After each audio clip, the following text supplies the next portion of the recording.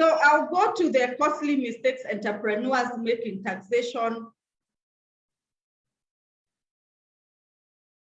And the tax structure, I'll keep referring. If I'll be referring, I'll keep referring to these taxes as I move, so you'll be able to understand more. So most of the biggest problem that we have with our entrepreneur or the business owners is the lack of proper documentation. So we are not able to keep proper documents. We have not outsourced this service very well. We have people in our office that possibly don't have the capacity to do proper record keeping. And if you're having a KRA audit, if you're being audited as a company, one of the things that you should be able to provide is proper documentation. When you're going through a KRA audit, KRA lists documents that you should provide. And this document that you should provide is what stands between you and that audit. So if the demand is 10 million, the only evidence that you're having that this tax demand is not this much money is the documentation that you provide. Most of us, we are busy working out the business. We have a hard economic environment. So the most of probable we shield this. We are busy working things out, so we are not able to do proper record keeping. So which are some of these records that you should provide? A sales ledger or a purchases ledger. These are to show the sales that you're having. Nowadays, we are having softwares. We have QuickBooks and other softwares. You can be able to put your ledgers very well. Or we have even tailor-made service softwares that you can use. We have general ledgers. This is to show the expenses that you're having. We have asset register. When you buy something as an asset, there should be a register kept somewhere to show those purchases, to show disposals, to show revaluation. We also need an M-Pesa statements. Nowadays, our businesses, we have till numbers, we have pay bill numbers.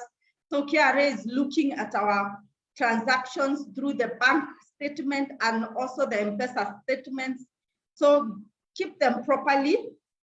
Debtors and creditors account, salaries and wages. We pay a lot of cash flows within our companies, yet we don't keep proper documentation of the cash or wages that we pay. It is very important.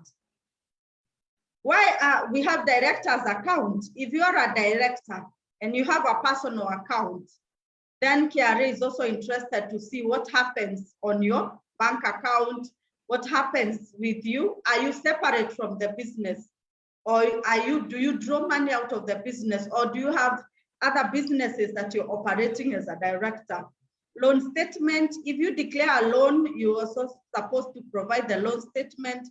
Inventory accounts, they'll ask you for stock sheets to define and to be able to understand the stocks that you're having, if those stocks are correct stocks or you have overstated your stocks, so that you can declare your profits.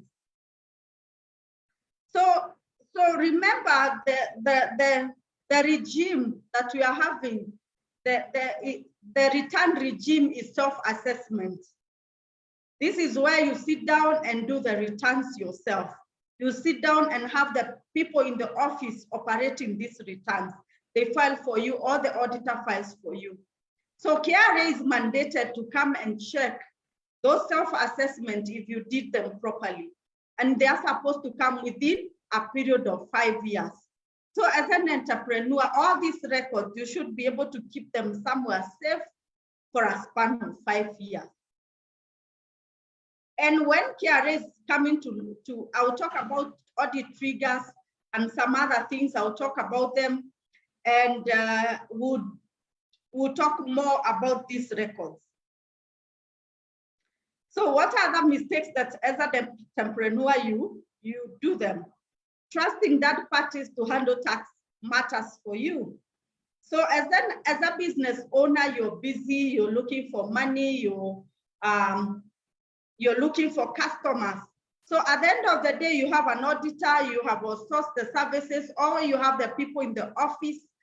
And sometimes we don't check, we don't counter check what they do, what the filings that they do. At the end of the day, we find that there are so many errors, so many penalties that could have been avoided. So kindly, let's check what our people that are doing these returns, what they are doing. Errors in tax calculations. So we talked about that this regime is self-assessment. It's something that you sit down and you do it yourself. So when you sit down and do it yourself, you should be able to perform it very well. And KRA gives us time. So if you're doing pay as you earn return, you have 9 days to totally do the return. So if you're not able to do that return very well, you're prone to do the errors. Right now we are doing audit. So we'll find that on date 25th, all the way to 30th, we are running up and down. Yet we have a whole 6 months to check our returns and to make sure that our audit report was correct. So during this time period, we are prone to make errors, and you cannot go to KRA when you're going through an audit process and tell them that these calculations were erroneous, because this is self-assessment. You sat down, you look at them, you look at those returns and you filed. So kindly check your returns very well. And now talk about what those returns should contain, what you should be able to understand in that return. It is very important. Failure to register for tax obligations, e.g. payee, e.g. rental, VAT. So you're selling portable goods, but you're not registered for VAT. At the end of the year, you declare that you have salaries, yet you're not registered for pay as you earn. So these are some of the issues that we make as entrepreneurs and can cause a lot of tax demands on our companies. Lack of a tax function in our own organization. So a tax function nowadays is extremely important. The same way we have importance of a sales function or customer care function. A tax function within our companies is extremely important, because KRA has been really checking on what we are doing on our taxes, on our returns. So outsource, if you don't have that capacity, outsource it. Or if you have capacity, make sure that you have competent people within the organization that are doing this. And you can also hire a tax advisor to just come counter check what is happening and make sure that everything is flowing very well. Combination of multiple sources of income is also a challenge to entrepreneurs. So you're having a business, you have rental income. So at the end of the year, you combine these sources of business, sources of income. Remember, the iTax portal gives us a segmentation that you can declare these sources of income separately. So during an audit process, KRA will audit these businesses separately. So you may find that one business had a profit and the other one did not have a profit. So you end up paying a lot of taxes on the business that had a profit. Failure to plan. So this is observing deadlines, like what we are talking about right now. So if you're not being able to do your audit report, do it within a week. Check with your auditor, go through it properly, analyze issues, look at it, and then be able to make any decision on time. Lack of controls and procedures, internal audits. So, and as entrepreneurs, this is also a huge, huge mistake that I've seen.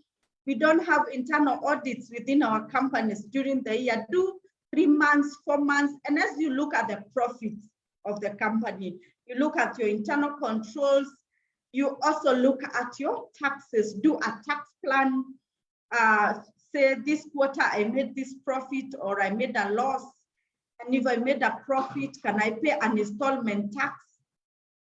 Or what can I be able to pay? Look at your return for those 3 months or 4 months.